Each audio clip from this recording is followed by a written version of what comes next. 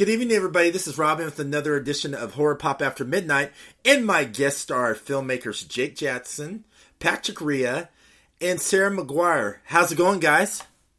Good. How you doing? Hey, I'm doing pretty good. This is going to be a little fun podcast. I saw your found footage vampire indie horror film, The Night is Young. And all three of you, worked on it together. Jake and Sara are also acted in the film as one of the main characters. And Patrick's in it too. He plays the one of the other second cameraman. Oh yeah, he does, and he gets it really good too. That All was right. Sarah's favorite part of the film, by the way. Okay, so It's always a dream to get to kill the director at some point in time. So how'd you guys, all three of you guys, get together, and how'd you come up with the story? I can start. I had this concept for a while, and it felt like the right thing for a found footage movie. And I like found footage movies a lot, and I just wanted to do something that was a lot different from the norm of most found footage movies are set in the woods and have people screaming in the woods. So, Sara and Jake and I got together to make this movie. We basically just all committed the amount of time that was needed to make the film, and obviously we cast Valerie Bates and my wife Kristen and other two actors, Dan Daly and Kurt Hanover, who are in the majority of the film, while there's other supporting actors. But we wanted to shoot the whole thing in Kansas City and give it really kind of a fun urban feel, as opposed to running around in the woods or an abandoned asylum or something like that. So we just wanted to do something a little bit more, fun, loving, and take it from the dating aspect of things. And so all three of us really collaborated well, and we had a pretty good outline of where we were going with things, but we allowed all the actors to ad-lib, which was also a lot of fun. And I was going to say that the majority of the dialogue in the movie was just situational, and we reacted. Like, again, having worked with Sara and Patrick for many films, and Sara and I just have a immediate rapport anyway. It was easy to just kind of bounce off ideas and dialogue with each other, and we just stayed in the character and just pretended like we were in that world. So, that was one of the aspects of it that was appealing to me, is that freeing a little bit. But I think a lot of it was Patrick and I were working on something else, I think, and it was just kind of like, okay, well, that's dragging along too much. Just go, you have this idea, let's get Sara and let's go make this thing. Yeah, I mean, a lot of it came from frustration for waiting on another project. And so, we were like, this is something that we can do ourselves and kind of go back to our real indie roots and just go out and make it, because it lent that particular subgenre lends itself to ultra low budget filmmaking and have more of a grassroots family effort that we put together. So yeah, it kind of reminded me go ahead. Like making a high school movie. I mean, that's what it reminded me of. Exactly. It really was. But with our years of experience and stuff like that. So, Sara, we haven't given a synopsis. Sara, do you want to give a synopsis of the movie so the people listening kind of know what it's about? Oh, so you want me to be the one to give the synopsis? Yes, do it. An influencer of sorts named Nora has her brother kind of film all of these failed dates that she's on, and just for extra clicks, extra clout, whatever you want to call it. And all of a sudden she finds herself on a date with a vampire, and some crazy stuff ensues after that. Oh, there was a lot of crazy stuff in this film, and I also can tell you guys were having so much fun making this film. The one thing I like about the film, I love how it was like all filmed urban, and I love how you made it like real dark and gray with the shades, where you made the whole urban setting like characters in the film. It gave that right mood for the characters. I love how you used the certain areas as characters in the film, which made it really like realistic.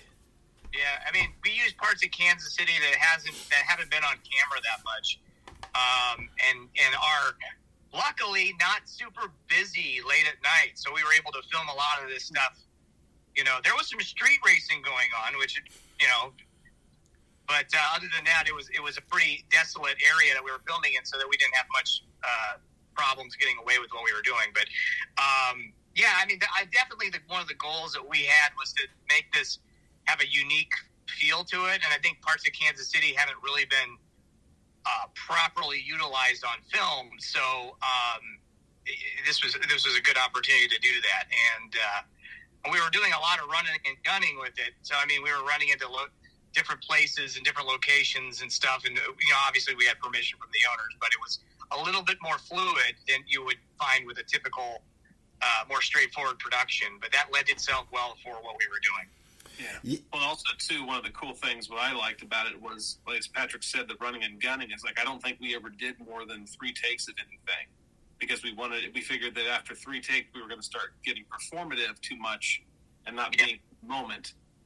So a lot of it was, and I was running the camera. Patrick ran the camera a little bit, but even when it's supposed to be him, I ran the camera. And if you know anything about cameras, we had the ISO as low as it would go, and we were using first generation Blackmagic 4Ks, and so we had it down to an 800 ISO and the aperture at like 1.5 on the lenses we were using. So there was very little depth of field in the focus. So, but I got really good with holding the camera in one hand and focusing as I was running. And at least getting us to where you knew who people were and where places were with the camera. But that added to that vibe that you were talking about, of feeling that urban setting, using mostly almost 100% natural lighting. I think there's a few setups we did with light. But yeah, I mean, it was a good way to show off the area. Well, and also it was tricky in the sense that, Sarah, Jake, and I, our last movie was They Wait in the Dark, which was, beautifully shot. Yes, it was. And so we wanted to make it look good, but then when you're doing a found footage movie, you can't make it look so good that it looks like that you forget that it's a found footage movie. So we were kind of like trying to be very careful. It's a balancing act, we don't want it to look like, take away that feel of found footage where it's a little bit more cinema verite, but at the same time we still wanted it to look good. So we kind of went back and forth with that. I think the color grade and all that stuff that we do with the film kind of keeps that balance. It sure did. Now, yeah. Sarah, you and Jake play brother and sister, in the film, and I love your character Nora, how she goes on all these dates with all these quirky characters, man. Some of them were weird. Some of them were like, I didn't know this person really existed. And your guys' chemistry in the film, you guys played off each other really well, and it made me feel like you guys were really like brother and sister in real life, besides being in the film. Oh, yeah. Well, I'm glad to hear that. I mean, I think, someone like Jake is like, I mean, how many hats did you wear for this movie? A lot. I mean, like just so incredibly talented, and it's, I mean, I like Jake kind of mentioned earlier, I mean, the first time that he and I ever met, we just hit it off right away. And I kind of always felt like this, like, kind of older brother, younger sister kind of camaraderie between the two of us. And I think it just kind of lent itself to this movie, honestly. So well, it was very easy. Yeah, I was going to say we also kind of like on the fly. I remember there being some talk about a backstory with the two of us of why, and like we kind of came up with this idea that the character's parents had died, and I became her ward, or became her caretaker. What do you call it? Basically, like guardian. And I, had, because she was my kid's sister, this, that, and the other, and so we just kind of. But like Sarah said, we'd already bonded so much on, being on, I mean, one of the first things we ever did together was, I put a whole bunch of prosthetics on her face for something that was supposed to be, what I thought was supposed to be, a very long shoot, and it only lasted 15 minutes. So we bonded over a good 2 hours of removing the makeup on I Am Lisa. And after, I was like, well, you still like me after that, so we'll be good for the rest of our lives. And also, shout out to Valerie Bates, who does a fantastic job in this film, playing the mysterious vampire, and just, I had only worked with her on a couple of short films before this. And so I knew that she was definitely right for the role. And she just was super cool about just kind of, she's also very good at improvising her dialogue and such. And we were constantly kind of trying to decide how much of her backstory we wanted to reveal in this film without it. And, we didn't want to stop and have a bunch of exposition explaining too much, because then it just gets boring. And so we definitely wanted to keep her stuff. We wanted to explain it, but keep it somewhat mysterious and not go too heavy-handed with it in case we want to do a sequel, we want to explore more. Yeah, Valerie did a good job. She perfected her role. I mean, she was so cool and natural, and she just had the mannerisms and look as like a legit vampire. I mean, she just played it real well and creepy at the same time. I give her kudos for that.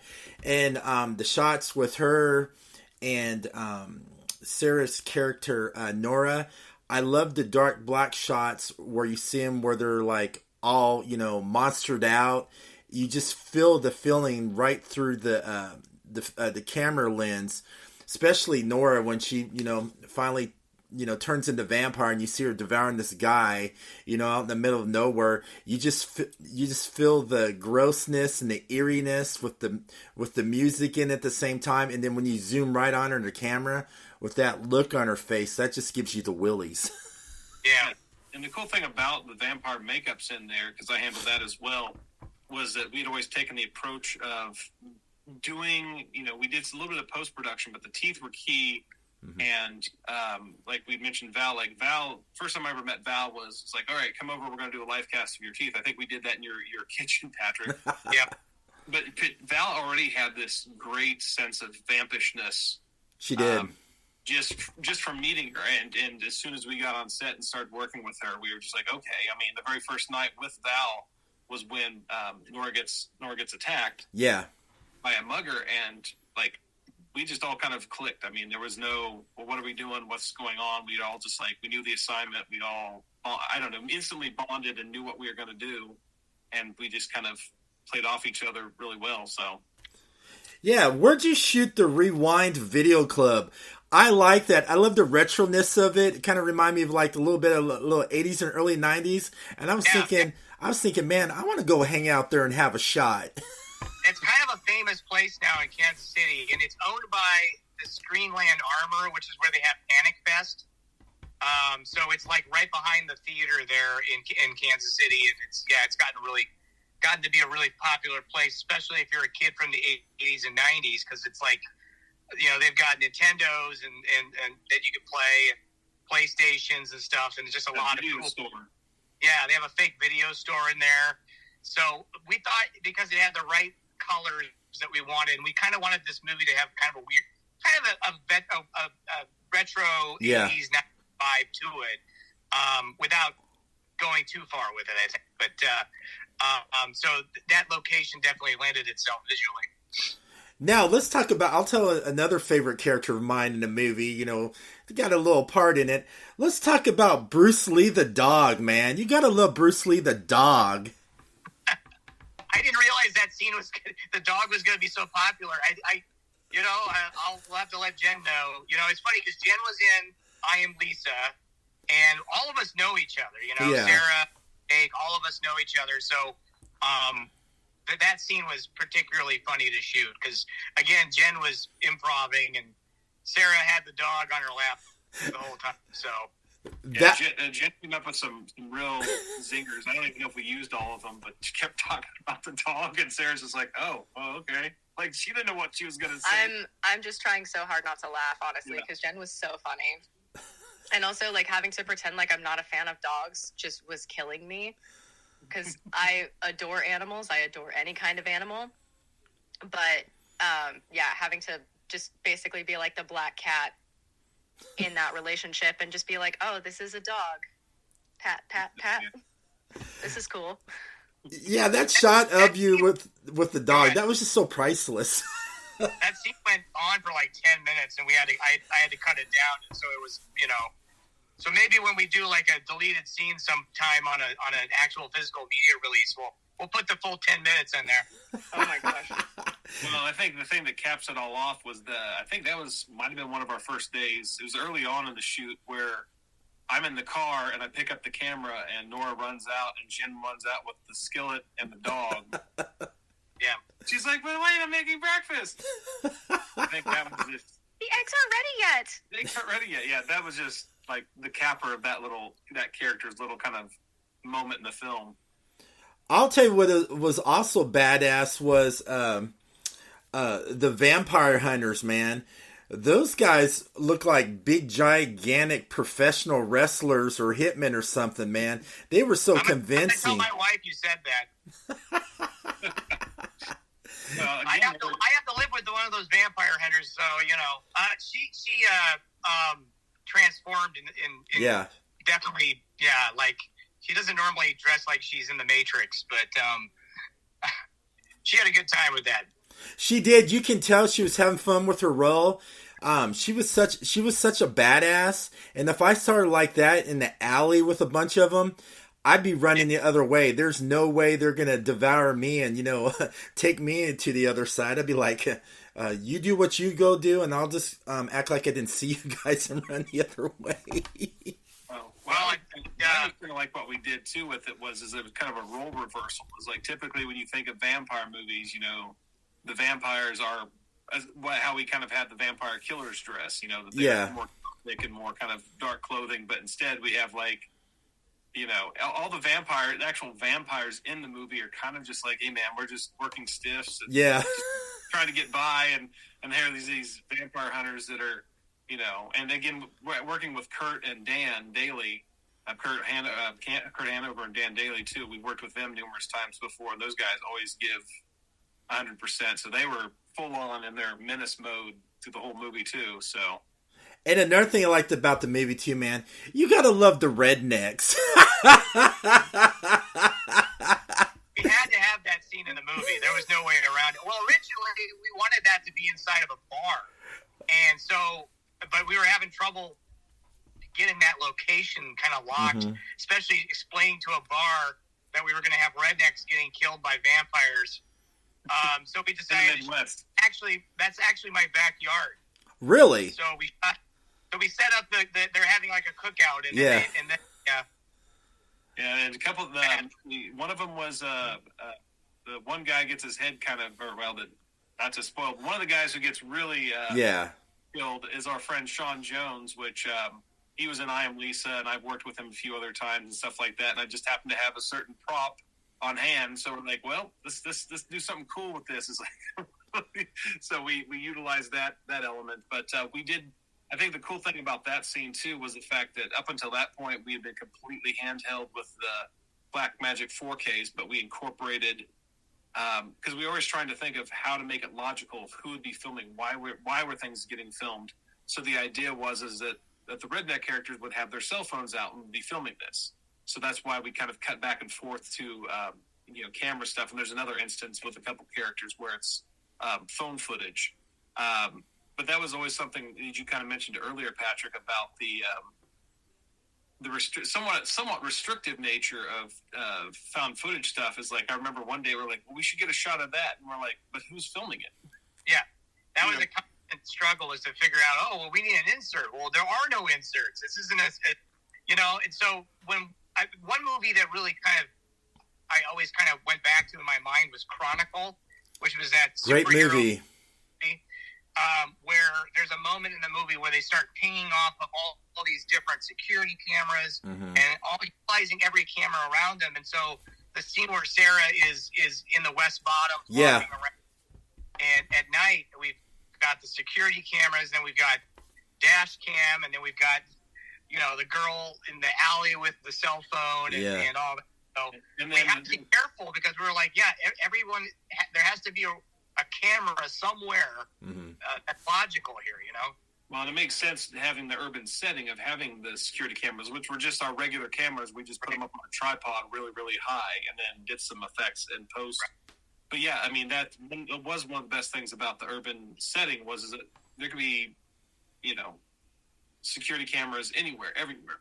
Everybody's got a a video camera with their cell phones and stuff like that. So whenever we wanted to kind of tell a story element with side characters, we'd be like, okay, well, why would they have a dash cam, or they'd have their film, had a camera up, and oh my God, all of a sudden, we show up. So thinking about that, the logical sense of how to shoot scenes were something that we were always trying to figure out, Patrick and I love in the movie how you did the timer where it gave you a certain amount of hours until sunrise. It kind of gave me like a 24 vibe feel. The TV show 24, where, you're filming it and it's going by the hour each time. It gave that vibe thing, it's like, it's almost sunrise. Are they going to survive and make it or not? And I love the intensity of that, because you don't know if they're going to survive or not before, daylight hits.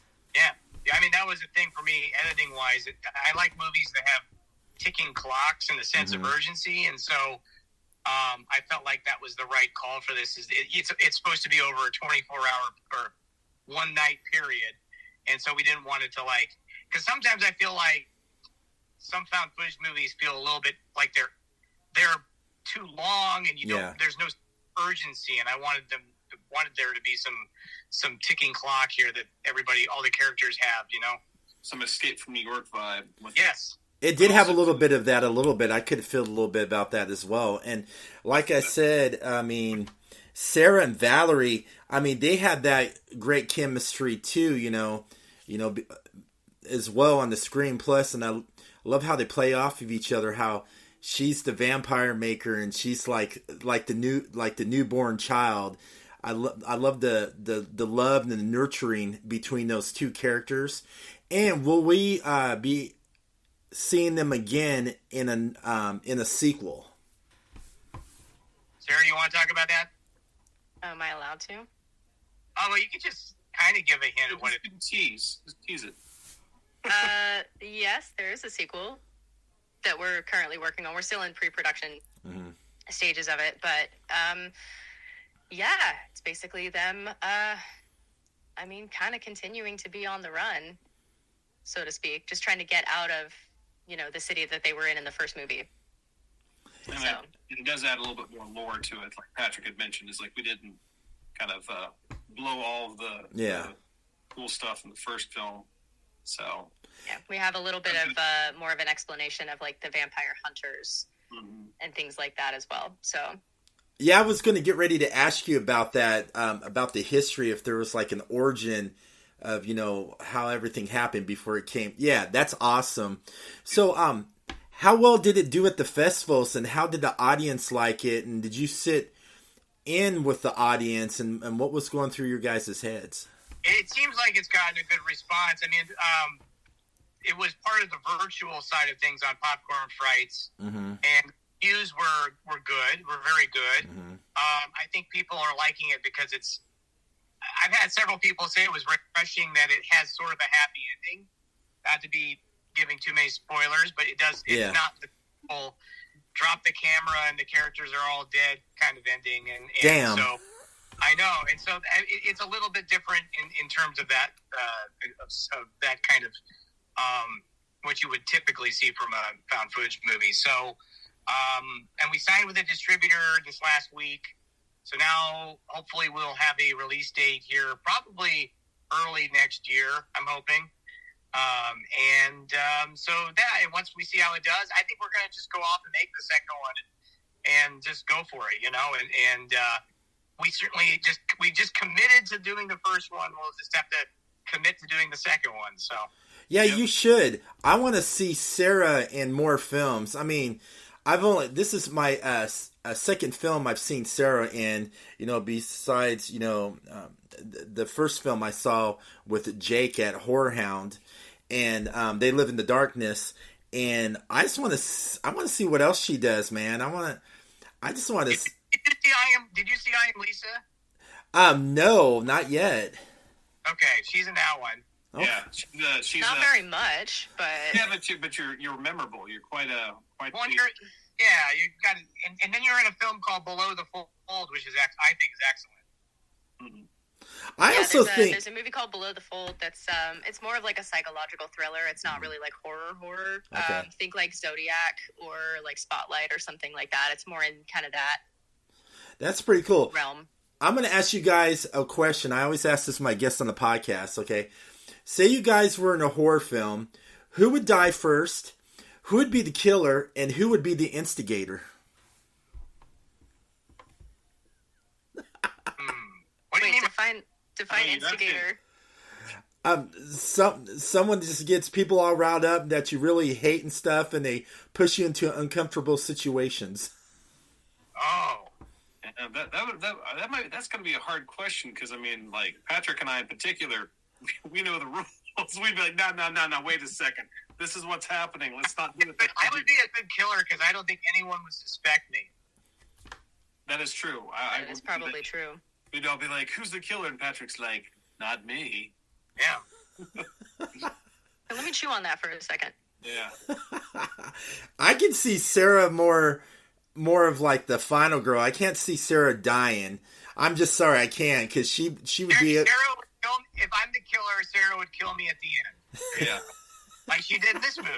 And I would be the guy that you think is dead and pops up at the end. Is like, oh my god, how did you survive? Like, I got stabbed 8 times and I'm still alive. Like the last Scream movie, where it's like, how did any of these people live? And they're like, oh, they're just fine. Right. Or my personal favorite, throwing back to the 80s, G.I. Joe, the animated movie. Oh, yes. Where it was clear that Duke was dead. And then at the end you have that throwaway line, Duke's going to be just fine. Oh, I know. And then you see his half-brother Falcon going, no! He came out of his coma, all right? Yeah. Even though he got impaled in the heart by a freaking serpent. He sure did. It was a flesh wound. Wow, we've gone on the 80s. We've gone on the 80s nerd tangent. We sure did. Now you're saying it's getting a distributor, and then it's probably going to stream as well. So is there going to be a physical media release? We're working on it. We're trying to keep that separate right now. We're trying to figure out a good company to pair with for that, because we want to do something that's, we don't want to just have a throwaway physical media release. Well, first of all, just getting a physical media release is challenging right now. Mm-hmm. So we're just going to try to figure out a good company to pair with. I think we see how it does streaming first, and maybe utilize, if it does really well, utilize that to attract a good physical media release.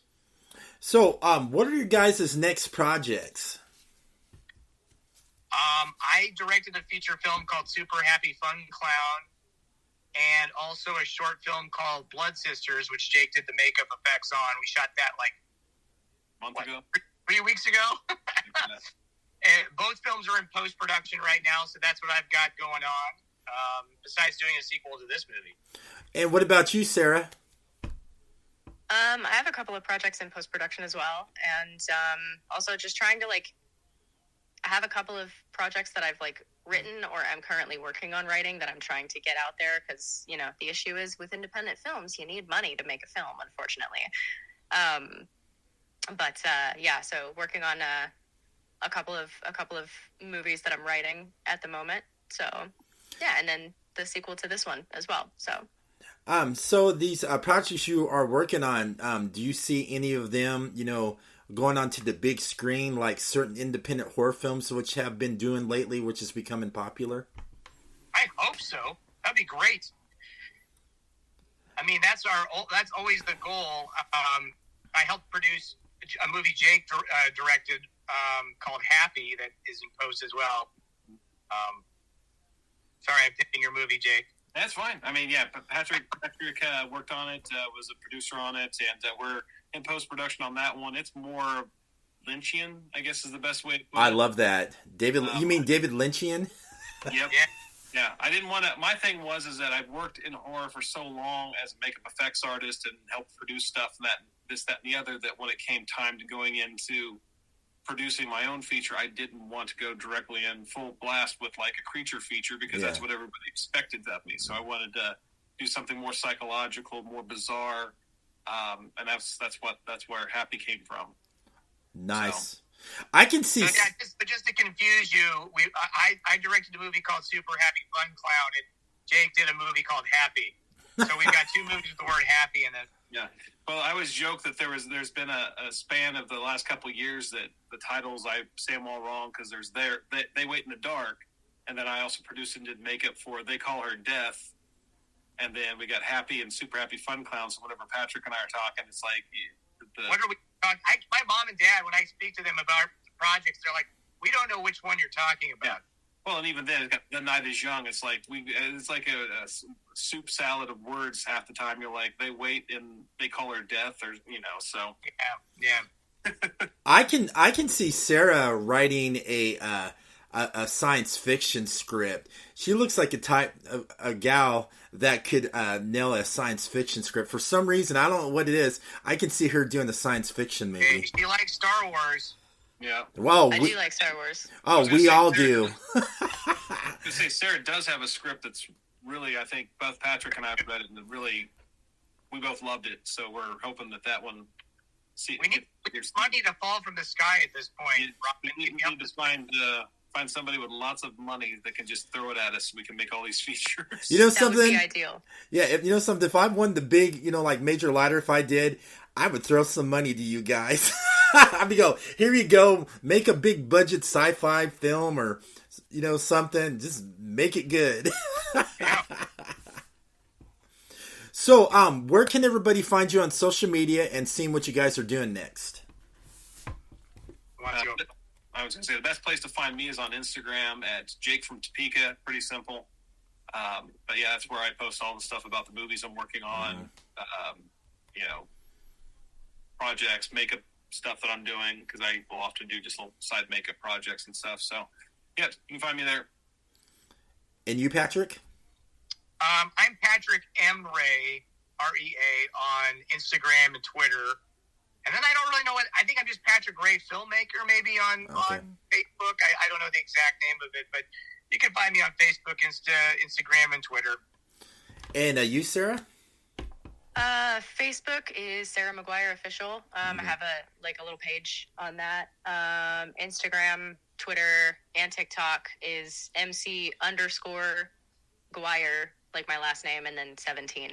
I definitely got to check out Sarah's videos on TikTok. There's something I'm missing. I got to go check this out. I rarely post on there. I'm more of like a viewer and a commenter, and I think I maybe have 10 videos that I've posted on there. So I think I haven't posted any on TikTok. I have TikTok simply because my kids are like, Dad, we want to show you something. All right, cool. And I'm pretty sure I've sent you countless TikToks too, and I'm just like, Jake, you gotta watch this. Yeah, on a daily basis, I'm sending videos or receiving videos. So yeah, Jake looks like more of a Snapchat person. But anyways, thank you. With all the cool kids. Yes, right. You guys, thank you for coming on. It was a blast. I did really enjoy it, and hopefully, it gets on, physical media. I'm a strong supporter of physical media movies than streaming, but, it's all good. We'll make it happen one way or another, I think. I in particular am a huge physical media fan and collector. Same here. Patrick's seen a lot of my collection, so, anytime that we can get a physical media release on one of our projects is always good, just because, we grew up with it, and it's kind of cool to sit there and hold that movie that you worked on and made in your hand, and other people to see it too, that way. I love it. You guys, thank you so much for coming on. Mm-hmm. Thank you so much for having us. Yes. Robin. And everybody, thank you for listening to Horror Pop After Midnight.